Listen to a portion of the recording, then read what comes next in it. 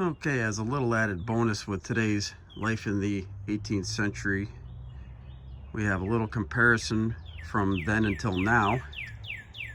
Steel traps didn't come into wide use for animals until probably around the 1800s. There were traps made before them, but they unfortunately were used for humans. And you can look that up if you like. Pretty interesting stuff. And I don't have time to go into it today. But these are fur stretchers. Now, fur stretchers would be used to obviously stretch out a fur, because you don't want the fur to remain in its natural state. Otherwise, it'll wrinkle up and dry up and be a lot smaller than you're looking for. So these will give you the maximum amount of hide for the animal that you take.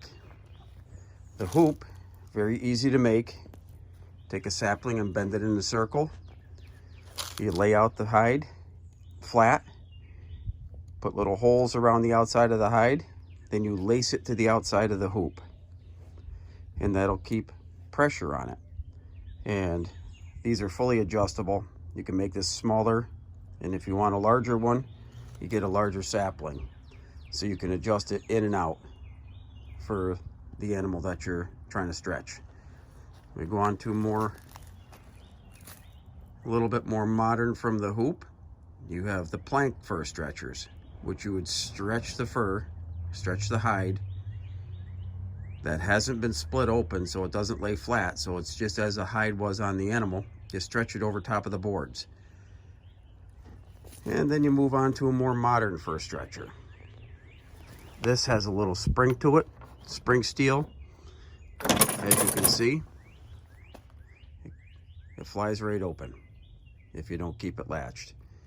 Now you have the adjustable fur stretcher, which allowed you to do almost the same type of thing that the hoop stretcher would, only that's if the animal's fur was still in one piece instead of cutting it open and laying it flat.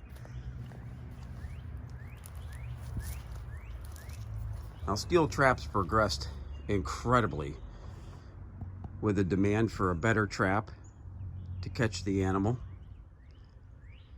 There were so many manufacturers and so many different kinds of traps. The earliest one I have is this late 1700s trap. Very simple, single spring, double jaws, and then this would, obviously today be illegal in the United States because it has 3 little teeth. And you have your, what they call the dog. Yeah, okay, now it's not going to work because I'm only using one hand. But the dog would go over top from one side to the other. Boy, it's going to be a long video if I got to keep messing with this. Go over top of the jaw, and then you have your little hook here. Okay, I don't know if you can see that. It catches the dog and holds it. Therefore, the trap is open. And it comes along, bites the bait or steps on it, and the trap closes. You have your English gin trap, which started out being used in England for rats. You have a small bird trap.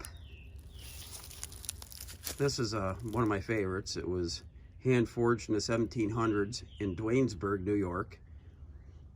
The gentleman used it for wolves. Yeah, wolves. That's pretty amazing.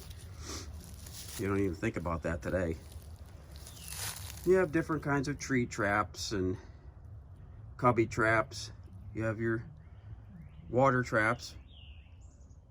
I mainly use them for water, but they're kill traps. They kill instantly. Not that I have much time to trap, but all the way up to your giant bear trap. And yes, it is as big as it looks.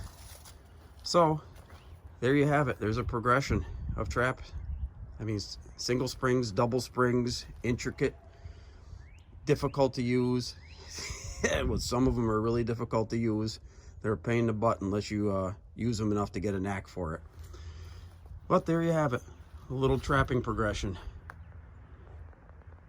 Then on to the deadfall, which we'll do next, which is a primitive trap. Have a great day.